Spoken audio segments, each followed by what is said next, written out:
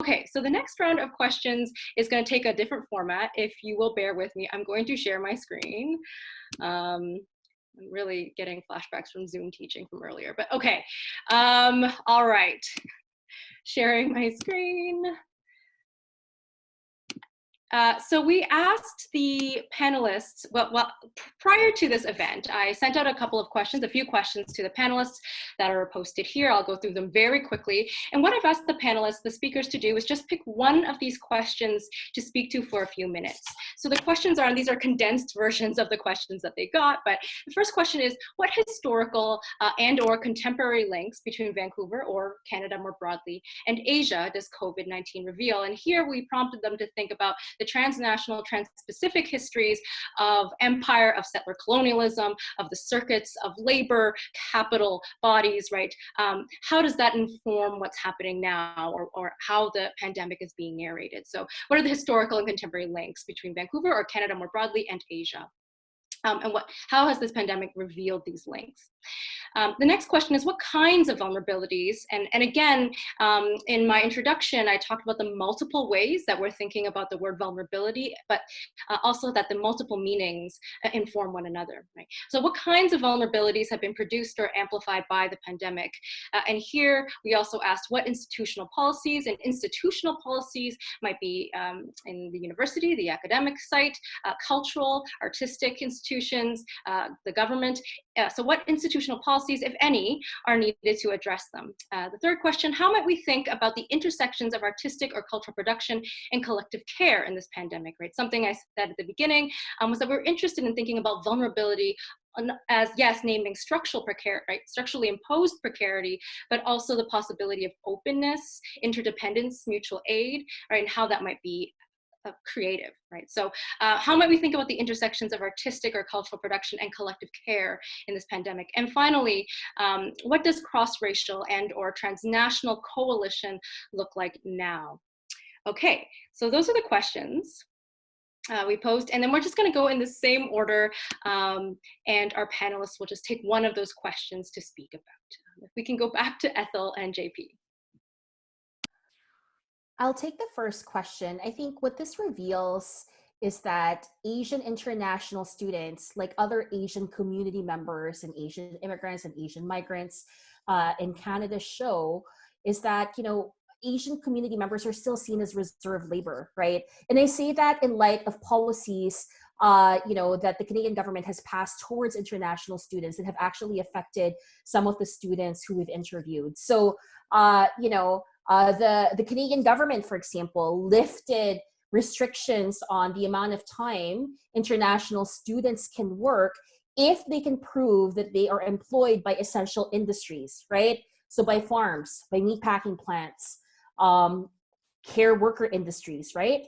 And so that's interesting to us because it highlights how, you know, the Canadian government portrays these policies as being inflexible, but they're not. So a moment of crisis leads the government to kind of open up these policies and ease these restrictions.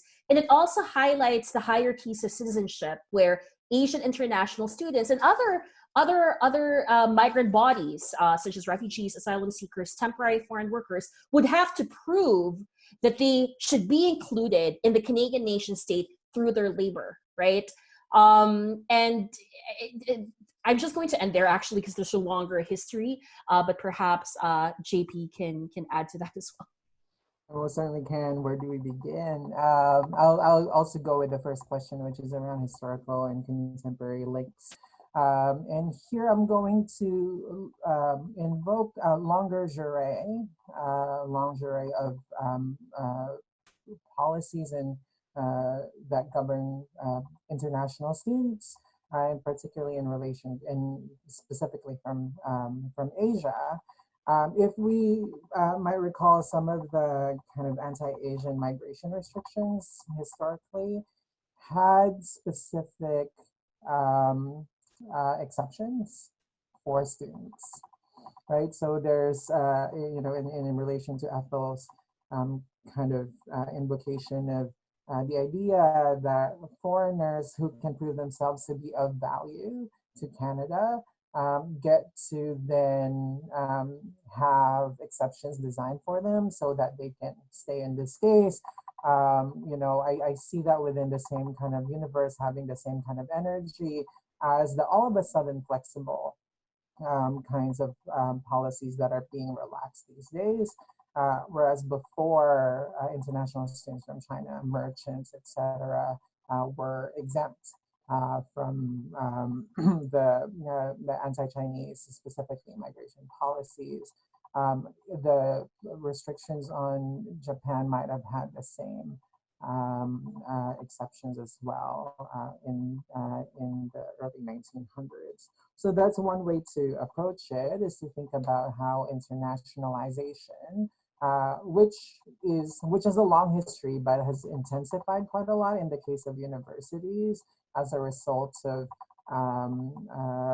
ideas around universities needing to be cosmopolitan, but also as universities needing more revenue for deregulated revenue, especially for international student fees. There's a political economy to it as well, and one that has racialized histories and effects. So I'll start there, and there's a lot that can be said about care work.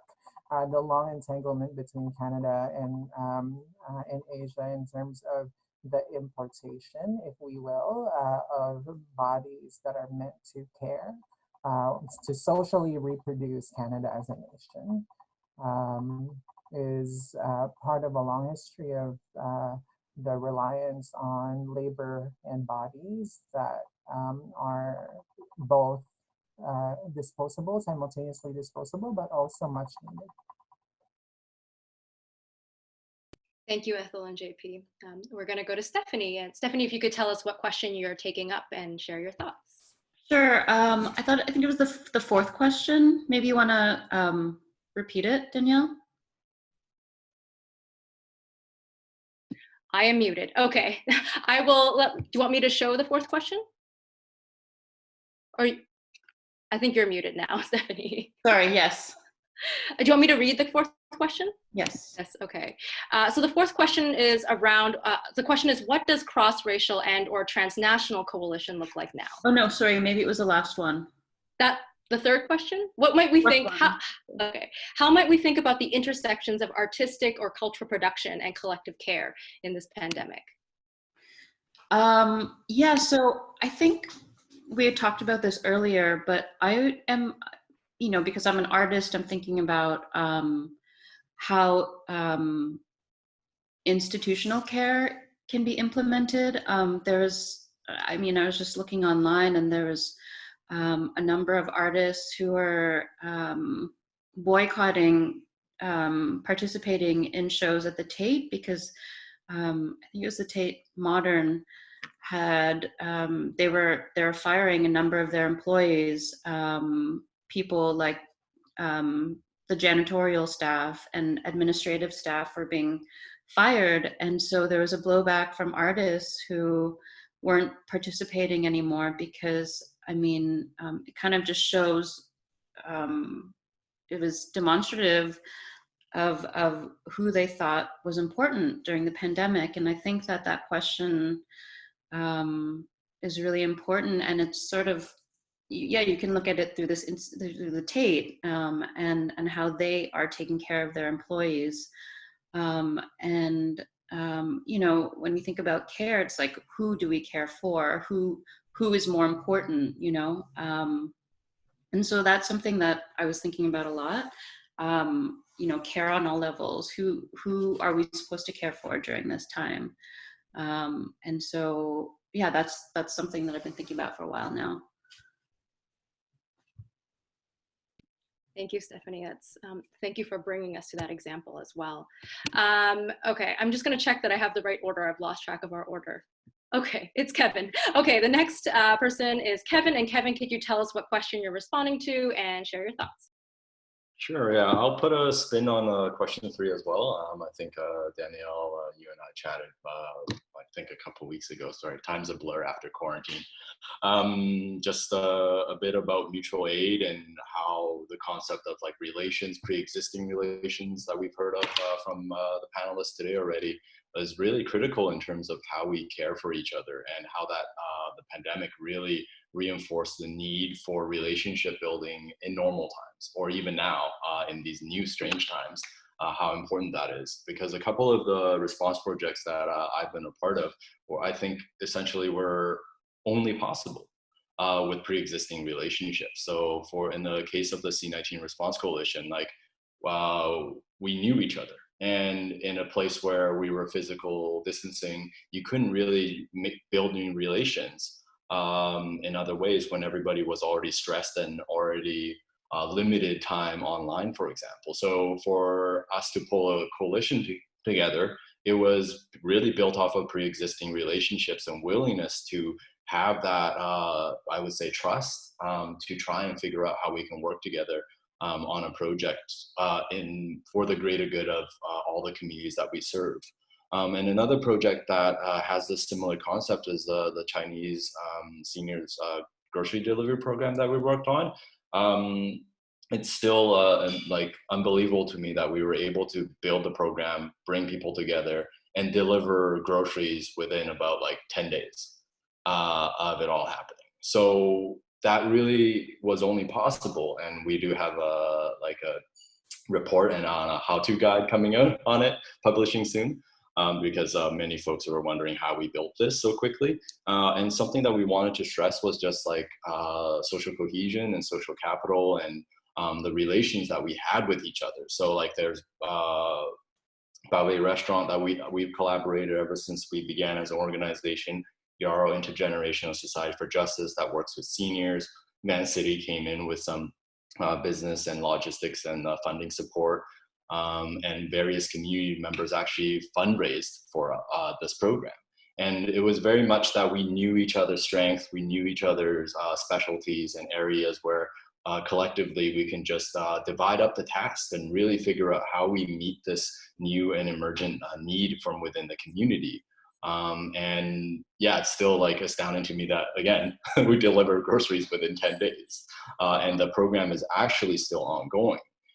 So my question around mutual aid and creativity and how that looks like now in this world is, sorry, my puppy's whining, is just really how we can continue to both do the frontline service work and response work, and in addition to our daily lives of, hopefully more self-care, but also start making time to build relations with each other, because time and time again, I think there will be moments where we do need to ask for help and also offer help. But without these relationships and that aspect of relationship building, I think that is going into the fourth question a bit about the second question, vulnerabilities. And I'll stop because he's whining. Thank you, Kevin. And it's okay with the puppy. If anything, a lot of us welcome those very adorable sounds. Okay, and next we're gonna go to Anjuli, who will talk about, will share, Anjuli, if you could tell us what question you've chosen and share a bit about that. Yeah, thank you so much. I'm going to kind of do a combo of question 3 and question 4. So we seem mostly to be troping that way, but kind of to pick up where Kevin left off, I'll keep things brief and say, like, I'm incredibly grateful to these pre-existing communities, in part because I'm not an organizer, and much of my care work is sort of oriented toward junior scholars and students. And so I'm an American who teaches in Canada, which means that in normal times, I'm sort of ripped away from my community for long stretches of time, and kind of learning my way around my neighborhood in Toronto and Mississauga, where I teach undergraduates.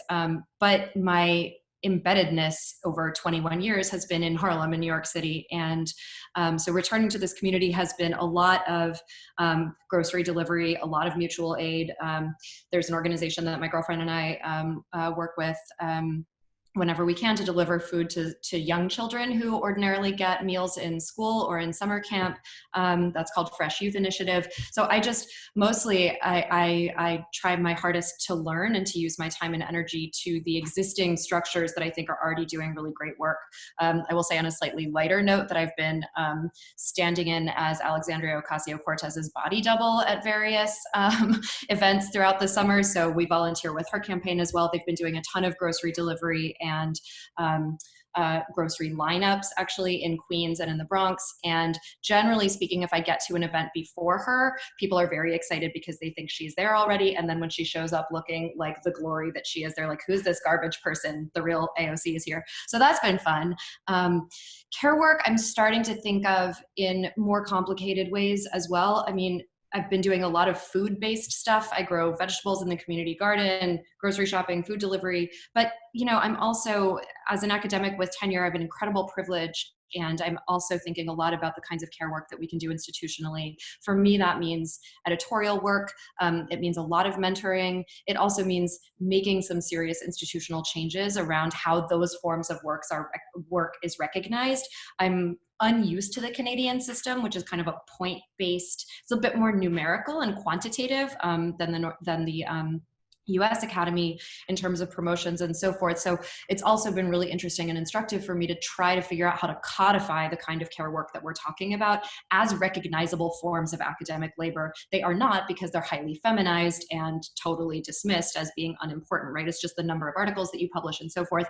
How do we make a road for junior scholars in the Canadian Academy to actually be not just recognized for and rewarded for this kind of work, but incentivize this kind of work, which I think slowly chips away at the sort of hyper-individualist, hyper-competitive, extremely toxic, white supremacist, misogynist model of the academy that we've all inherited. So I'll leave it at that and say I'm trying, and I want to speak less so I can learn more at this moment in the conversation. Thank you so much. And now that you've said it about the AOC body double, I cannot unsee it. So that's, with masks, it's easier to. Yeah. I can't unsee it. That's what I'm going to see, Anjuli. Sorry. That's amazing. Okay. All right. Now we're going to go back to Tina. So Tina, if you could share what question you're taking up. Oh, Kevin's puppy. I'm distracted. Okay. Tina, if you could let us know what question you're taking up and share a bit of your thoughts about that question. Yeah, I think I'm probably taking a combination of probably 3 and 4. I don't fully remember the questions, but I remember thinking it's a combination of 3 and 4. I'd like to respond a little bit to the point that Stephanie raised. I think that, you know, I'm at the other end of this situation that is affecting globally museums around the world. You know, many museums will not survive COVID. They were probably, you know, financially or for other reasons, maybe structurally, on the brink before COVID happened, and this has just been the final nail in the coffin for them. So there will be devastation across the museum industry. The situation at the Tate is a situation, I don't know the details, but I know that they've had issues in the past with contract workers and staff. So there's been a distinction between the kinds of contracts that people have been hired on. There have been issues at MoMA to do with their learning colleagues.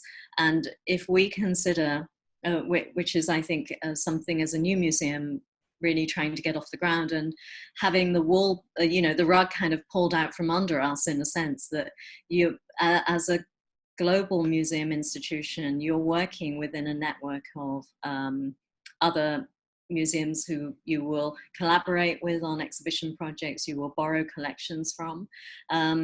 This model is now having to be rethought. Also in terms of, I mentioned before, the kind of environmental crisis and issues of sustainability. But I think this sort of tension between being an international museum within a local environment, the tension between what are the stories that are really a priority to tell? Are you bringing these kind of global histories, or I should say sort of more recognized histories, I should say, or are you surfacing smaller histories and more local histories and more sort of community-driven histories. And so there's an inherent tension there. I think also about physical access. So one of the things that has really dramatically affected us, even though we're not open yet, is the business planning model. I hate to talk about money, but of course, you have the devastation of travel. You know, everyone in Hong Kong is desperate to travel. People in Hong Kong are used to traveling a lot, but because we have incoming quarantine, so it's not so much that you'll be quarantined when you go somewhere else, it's more that you're quarantined when you come back. And so travel is really, we don't really know what travel will be like. And I imagine it's going to be many years before people will be traveling in the same way that they were before. And certainly the business model for a new museum is for cultural tourism. So this sort of physical access, but for sure, all museums around the world are thinking about the digital space and how do we then provide content that is relevant to our audiences that are not able to access us physically, and that goes across the board. It's actually had an unintended, I think, positive consequence in that sense, because of course these kind of access issues are also to do with communities that have other disadvantages, so not just being physically in the building. So I guess, yes, those are the things that we've been thinking about at the museum. Thank you. Thank you, Tina. And we've come full circle back to Evie. So Evie, if you could tell us what question or questions you're taking up and share some of your thoughts.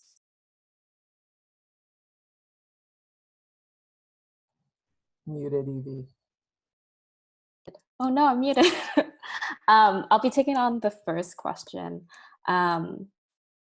I really gravitated to the first question between the relationships between here and Asia and how histories of labor migration and settler colonialism has made an impact. I think the reason why I was so gravitated towards it is because I think it's a question that I think about a lot, and it's and I'm in this long process of having to reckon with how these moving pieces impact my life and the lives of others, but also second, how the question, I think, is a lifelong commitment. I don't think I have a relationship to Vietnam, and definitely not in the ways that I feel are tangible or physical. I actually feel very envious of people who continue to have a relationship with their ancestral homeland because it's an immense privilege, although sometimes it may not always feel like it. Because when we continue to have a relationship with certain spaces and with land, it often means that we have obligations to other people that tie us there. In the beginning of the pandemic, when it hit Vancouver, I remember hearing a lot on the news about young Asian women being harassed and violently assaulted on the streets because COVID had been so heavily coded within racialized lines. And I remember my mom telling me that we're Canadian, we work here, we live here, we shouldn't have to go through this. And I know that my mom's sentiment means well, and it comes from a certain place of wanting to protect me. But I also know that no matter what my citizenship is, I'll always be marked as a racialized person. There's nothing that changes that. But my mom's insistence of us being Canadian is, I think, a product of not only settler colonialism and assimilation, but also a grief and mourning for a homeland that we've lost as a family and also as a community. A lot of people within the Vietnamese diaspora are former refugees, although that's not always the case. Or do have a relationship to that refugee movement of post-war politics. And I think I'm still in the process of coming to terms with the fact that that my livelihood has predicated on this particular historical moment. And that in so many ways I continue to feel that trauma that has displaced me and my family from our ancestral home. But I think back through BVC's brief history, where there was this one particular moment that really shifted my perspective with my relationship to land. So a few months ago, Mimi, Kathy, and we were invited to speak on Dialogue Viet Radio, which I said earlier is a Vietnamese radio program that happens once a month, once a week. Every week, once a week. And as a way to introduce our work to their audience of primarily Native Vietnamese speakers, first-generation immigrants, and who are also our toughest critics because they are the aunties and uncles of our community. So we really had one chance and one opportunity to present our work to the people we wanted to serve.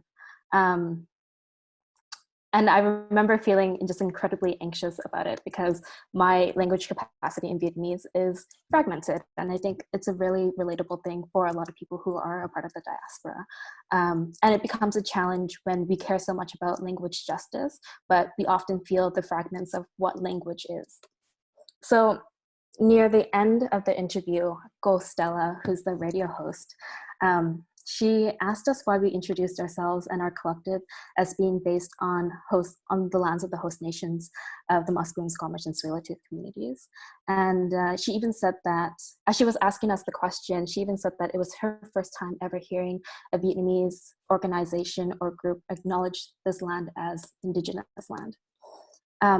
And bravely, Mimi, she jumped in right into answering the question and said that we're Vietnamese people born in Canada. And as much as it is important to learn about our Vietnamese history, it's also important for us to understand the history of this land as well, especially as children of refugees. Kathy's grandmother, who was listening to our radio segment, she said that she was really thankful and very moved. The term in Vietnamese that she used is "gam dum" by our answer to that question, because for us being committed to understanding what it means to have a relationship to the land that we're on, we're also acknowledging the ancestors of this land, but we're also respecting, in turn, our ancestors back in Vietnam, even when we don't feel like we have a relationship to them. So while my answer doesn't necessarily reflect how COVID-19 has impacted my relationship to both here and Vietnam or Asia more broadly, I do want to say that I think that the work that we've been doing at Bảo Vệ Collective comes from a place of wanting to hold together so many moving pieces at a time where there's so much grief and insecurity. And my hope is that through this work as community organizers and through BBC, with the deep kinship that I shared with Mimi and Kathy, it's a shift from having to reckon with these complex histories and moving towards reconciling what that means for me to develop a relationship to this land that I'm deeply, deeply grateful for because it enables my existence here. And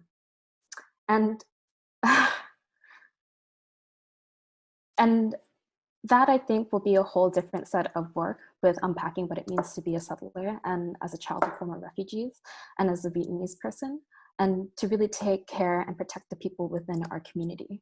And so as we move forward and as we grow as a community organization, I feel really thankful for Mimi and Kathy for holding me and our community together, because it means having to have really difficult conversations that we might not always feel ready for, especially when it comes down to breaking down with elders in our community saying, well, what does Indigenous land mean? What is the history of Canada?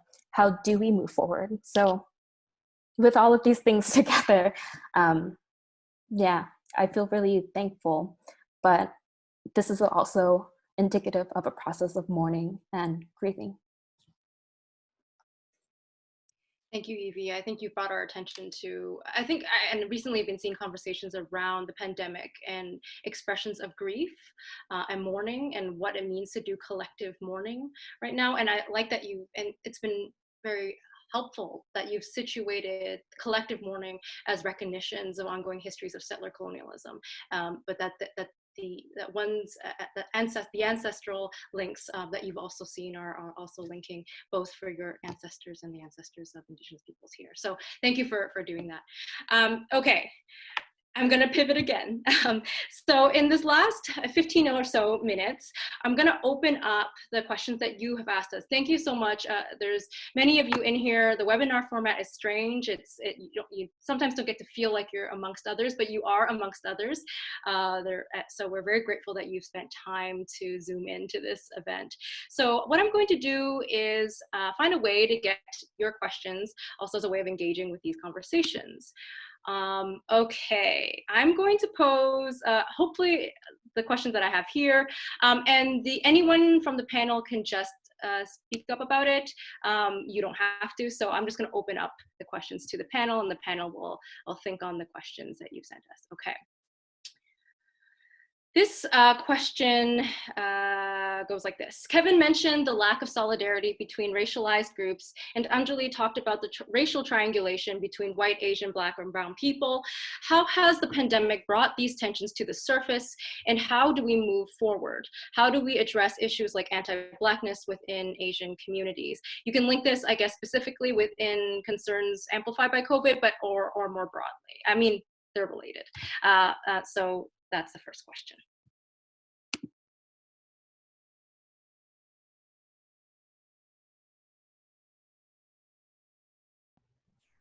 I'm happy to start. Kevin, are you gesturing to me? I wasn't sure who wants to go, but yeah, I mean, go ahead. Yeah, please. Well, I'm going to be really quick. I will just say, in regard to the tensions, I think they just are. I think they are amplified. I also see, like, daily on the street and in my neighborhood, like, a lot of incredible help and solidarity and mutual aid between communities, which is a reason to be hopeful. The question of how we address issues like anti-Blackness within Asian communities is one that I just want to speak to very, very briefly from a pretty particular subject position, which is to say South Asian Muslims. And I think I basically think that this work stretches from the family to the profession or the institution, wherever you are cited. Which is to say, like, I can't be doing the work of not being the white passing model minority in my department, but not doing it in my family, and vice versa. Being worse and more annoying about racial justice than anybody who hired me expected me to be is the way that I have conducted that kind of aspect of my life in my professional existence. I think likewise in my family, I'll borrow language from Zara Ahmed, who's a feminist critic, whose sort of life advice I really admire. Theoretically, there are some things to say, but like just being really meddlesome, really troublesome, and in general, a killjoy. She uses the term feminist killjoy. I am both a feminist killjoy and a kind of like race politics killjoy in the space of my family and in the space of my department. So everyone hates me. That's how you do that work.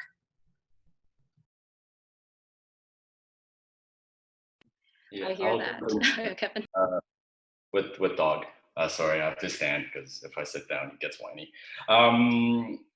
Yeah, I think for this question, I've been reflecting a lot about just how we build solidarities across like racialized groups, because even in our Chinatown organizing experience, like I imagine if Indigenous and Black and Chinatown folks actually organized together, what type of demands could we have received from City Hall? And similarly, with the call for collection of race-based data around COVID-19 here in British Columbia, how far would have that been expedited if there were more people calling for it from other racialized groups?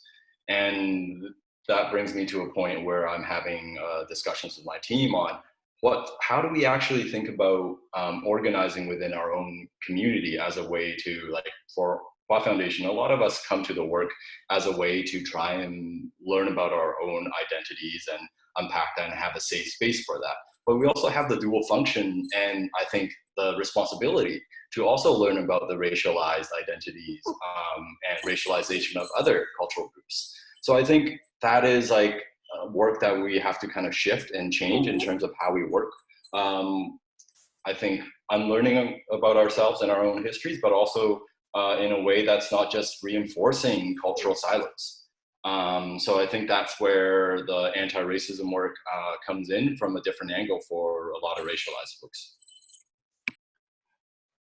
If I can speak a little to this question, I think there's been a lot of kind of conversations within the Filipino diaspora community about anti-Black racism, and also you know, people who espouse anti-Indigenous beliefs. And I think, you know, when Evie talks about aunties and uncles, I mean, I think we have to have these difficult conversations. So earlier in June, I think, you know, I co-organized a webinar on difficult conversations that the diasporic Filipino community can have with their family members, right? And one of the issues that we talked about was anti-Black racism, and we addressed how, you know, because Asian communities, because our aunties and our uncles and our moms and our dads have faced de-skilling and deprofessionalization, we resort to the model minority myth and respectability politics as a way to guarantee our safety, right? And I think one of the things that we have to make clear is that what the pandemic is revealing in terms of these anti-Asian attacks is respectability politics isn't going to save us, right? And I think these are hard conversations to have, but necessary conversations to have. And I'd also like to point out that, you know, as I think JP and I have tried to say, like, Asian communities are not monolithic, right? Like, there are a lot of on the ground kind of efforts to organize in solidarity with each other. In Toronto, that's happening. I'm sure in Vancouver, that's happening. You know, some of the, you know, groups that I'm associated with here in Toronto actually do make attempts to kind of work in solidarity together. As a minor point, one of the people that we interviewed for our international student study was talking about how because of borders and her mom kind of calling her from an Asian country, and she's worried about her safety. One of her moms said, "Stop going to Black Lives Matters protests, okay? Like, or if you do, wear a mask." You know what I mean? And so, you know, it's interesting to see how, you know, these kind of familial like fears manifest itself, but yet, you know, some of the people we talk to are still going to these protests, right? So let's not kind of negate the fact that, you know, there are a lot of kind of coalition building efforts taking place. I want to jump on to this question as well. And Ethel, thank you so much for everything that you've said, because I agree with you wholeheartedly. As a community organizer, but also as someone who holds relationships like friendships, and who I am my parents' daughter. What I've learned and what I feel that I'm responsible to is having very difficult, very uncomfortable conversations. And I actually want to mention my friend Christina Lee, who actually taught me this as well, because we were having this conversation about, well, how do we talk about anti-Blackness within the Asian community to the people that we want to have these conversations with, like our parents, who might not have the context or the understanding to really grasp what's happening. Because as Ethel, you've said, resorting to the model minority myth is convenient. It's there available for people like our parents who really do believe that if they work hard enough, they'll be okay and that they can succeed. And this I see common in a lot of households and with a lot of families. So with that said, with what Christina has taught me is that the reason why we have these difficult conversations is because we love and care about these people that we're in community with, and who are a part of our families and who are a part of our networks of care. And to care about anti-Black racism is to also care that it exists within our own communities as well, and also within our homes. And so it is our job to actually come to a place with these conversations, come into it with understanding that we do care about these people, but we also care about Black lives. And we do care about people who are also Black Asians as well. They are a part of our community. And so I think to also add into this conversation as well is that these conversations are not easy, and they don't repair in one night. And so I remember watching the news with my mom, And I was talking to her about it. And rather than telling her about what is right or what is wrong, I actually came from a place of saying, what do you understand and what don't you understand? And from there, we had this really amazing conversation about what my mom did understand. And she said, you know, it is of course their right to protest. They need to be out there because it's their lives. And I think that we also touched on a subject about what she was scared of as well, and having to explain and break down what people could be afraid of is one way and one step to really having these meaningful conversations that change the landscape of how we want to be in community with each other, and also in solidarity with other community groups as well. Thanks. I'm gonna, I'm just conscious that Tina has, because of the time difference, has to leave soon. So I'm going to actually pose the questions for Stephanie and Tina specifically, that's okay. So for Stephanie and Tina, with the physical restrictions of COVID-19, how has your modalities of art making and exhibition making shifted with the pandemic? Okay, maybe I'll go first. I think I touched upon this in my other responses. It's really thinking about issues of access, so sort of physical, digital, and then also content. So I think that really trying to find a way in which we can address, I think especially the you know, issues of mental health, isolation, intergenerational issues, as well as, I think, just following up a little bit on the earlier question, I think, of course, in an Asian dominant place, in a primarily Chinese dominant place, one of the issues that I've encountered, questions that I've encountered, is about the diversity of our programming and how we can reach our South Asian communities. You know, we have a quite large South Asian communities, our communities that have grown out of this history of domestic labor from the and so those issues, we have some works in the collection that can address the Vietnamese refugee history that Hong Kong has as a port of first refuge during the refugee crisis. So those are some of the things that I will be working on in the coming years, and it's really been brought to the fore. So I think with that, I would love to say how great it's been to meet everyone, and thank you, Danielle, Sue, and Amanda for organizing this. I'm going to have to jump off quite soon. It's great to meet everyone. Thank you. If Stephanie wanted to address the question, Stephanie, did you want to take up this question? Sure, yeah. I think as an artist, well, it's affected a lot. If I just compare my year this year to my year last year, the main differences is basically like being able to travel to exhibitions, and also a lot of my work deals with going to the place, talking to the people, and then making work from that. So yeah, the whole process has changed basically from creating to actually going and doing the exhibition. I think really what's going to happen, or what I'm seeing happening is a more local way of art producing, art showing, and I think that's a super interesting thing. In Berlin, there's a huge amount of artists there, so it's not like things are much different. There was a gallery weekend just passed there, and there was still, a lot of things going on. But yeah, I think things are becoming more local.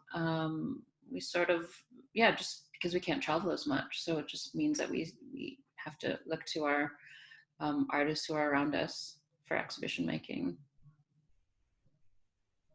Thanks, Stephanie. I'm conscious of the time difference for our panelists and maybe for those who are attending. So I'm just going to ask one question that's open to all the panelists as our formal last question. Of course, for folks who are attending and listening in, do what you need to do. If you need to log off, you know, of course. So I'm going to ask one more formal question and then kind of take stock of whether we can ask one more question to the panel. But I'm going to ask the last formal question here. So the last formal question here is from Jacqueline. For anyone on the panel, how has or will the global pandemic change our ways of understanding normalcy or the normal? What will returning back to normal look like? And you can answer from your specific contexts of work and locatedness. Can I start with this one? As a queer theorist who begins from the perspective that we need to start with questioning what we take to be normal and thinking particularly around how the normal is work. It has required work to get to that status. We need to ask what is the normal that we're returning to, and if that's something that we are actually satisfied with. For many of us and many people in different communities that we are in solidarity with, who are allies and accomplices to, normal means violence, normal means displacement, dispossession, normal means labor exploitation, normal means imposed borders. And if that's the normal that we are seeking to return to, then I don't know that I want that normal. And yeah, so I think for folks who are, and I get the impulse, normal means seeing family members, more being able to travel, going to galleries and museums and that kind of thing. Normal means being in the classroom in person as opposed to on Zoom University.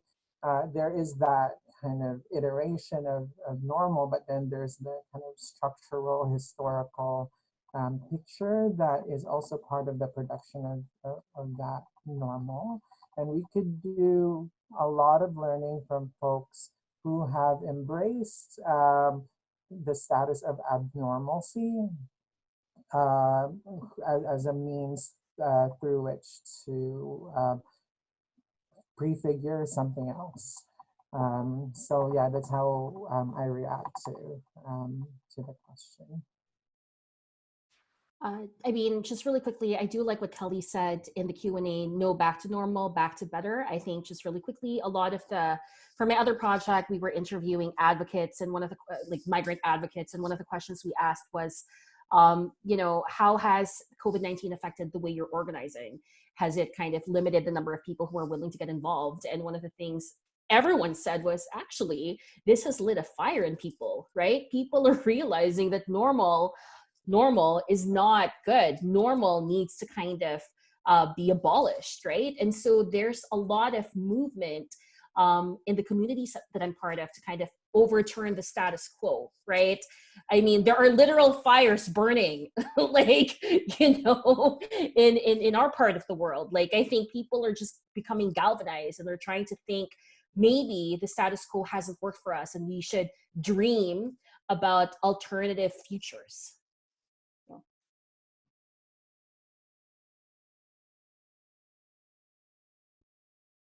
Just checking if anyone else on the panel wants to take up the question around the new normal or normalcy or notions of return.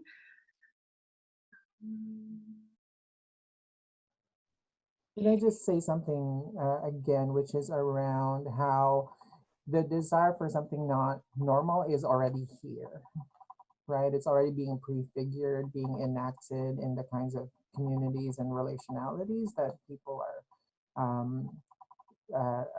bringing into being. So it's not a complete redoing. It already exists. It's just not often within the universe of what is enfolded into our imagination of what normal is. Thanks, JP. Does anyone else want to weigh on this before I move towards wrapping things up? There are so many great questions and so little time, and also a lot of Zoom time that we are probably experiencing that I want to be sensitive towards, and of the time differences. So anyone else want to take up from the panel, want to take this up? If not, what I think we're going to do, okay, what I think I'm going to do is wrap up more formally. Thank you so much to our panelists of speakers for their work on this, for their thoughtful sharing, for the ways that their comments spoke to one another, and also in the ways that they brought both the intellectual, personal situatedness, artistic, right, all those aspects together in this conversation. I'm learning a lot and deeply grateful. And I'm grateful to you as participants for taking, like I said, time and putting yourself through more Zoom to be part of this conversation. Thank you so much. Do take care, and we hope to remain in conversation with you about these topics.